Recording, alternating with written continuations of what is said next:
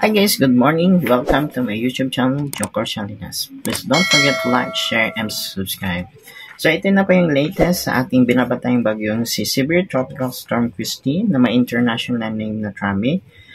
Kanina nga alas 10 ng umaga, ito ay nasa may vicinity ng Bauco Mountain Province. Patuloy pa nga nitong binabaybay yung area sa may Cordillera Administrative Region. Ito ay nagtataglay ng lakas na hangin na 95 km per hour malapit sa sentro at bugso na aabot sa 160 km per hour. Kumikilos sa direksyong Kanluran, hilagang Kanluran sa bilis na 20 km per hour. So may kita nga natin na may kalakihan nga itong si Christine at nagdadala ng mga paulan sa malaking bahagi ng Luzon, almost whole Luzon and sa ilang bahagi rin ng Visayas area. Maliban nga dito kay Christine, may minomonitor din tayong low pressure area sa labas ng ating Philippine Area of Responsibility. Nananatiling malaki yung tsansa na ito ay maging bagyo in the next 24 hours.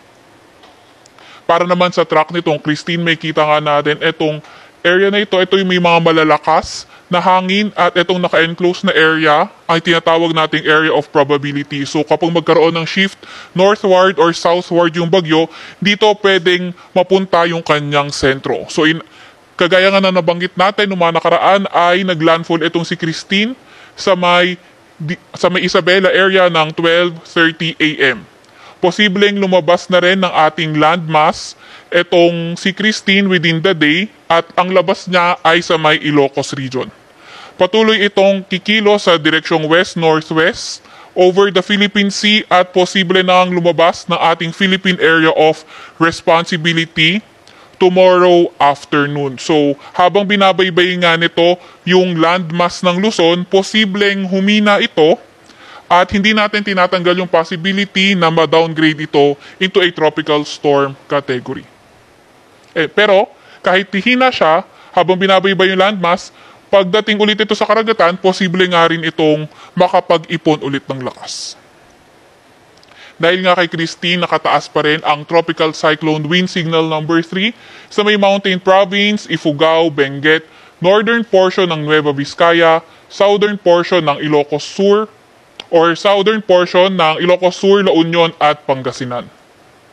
Signal number 2 naman sa may Cagayan kabilang ng Babuyan Islands, Isabela, sa may Quirino, nalalabing bahagi ng Nueva Vizcaya, Apayao, Kalinga, sa may Abra, Ilocos Norte, nalalabing bahagi ng Ilocos Sur, Nueva Ecija, pati na rin sa may Aurora at Bulacan area.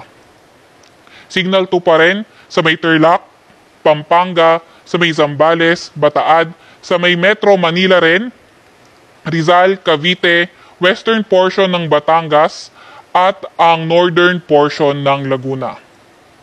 Samantalang signal number 1 sa may Batanes area, nalalabing bahagi ng Batangas, nalalabing bahagi ng Laguna, nalalabing bahagi ng Quezon, sa may Oriental Mindoro, sa may Marinduque, sa may Romblon, northern portion ng mainland Palawan, kabilang na nga ang Calamian Islands. Signal number 1 naman sa Cuyo, Calayan Islands, Camarines Norte, Camarines Sur, Catanduanes, Albay, Sorsogon, pati na rin sa Masbate, kabilang na nga ang Ticao at Burias Islands.